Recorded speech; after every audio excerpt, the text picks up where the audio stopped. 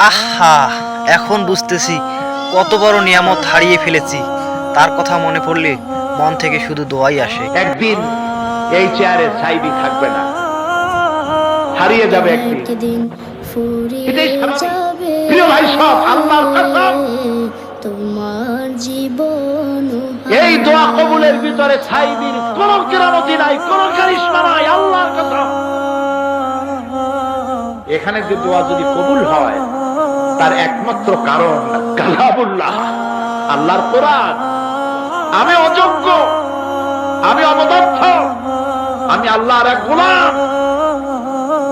সমস্ত মুজিজা এই কোরআনে। তাই লোকেরা বিশ্বাস করে এখানে দোয়া করলে আল্লাহ অনেক কথা শোনেন, না শুনলেও তার কিছু আসে যায় না। ফাআলুল লিমা ইউরিদ, যা খুশি তাই তিনি করেন। বান্দা শুধু চাইতেই পারে, অভিমান করতে পারে না।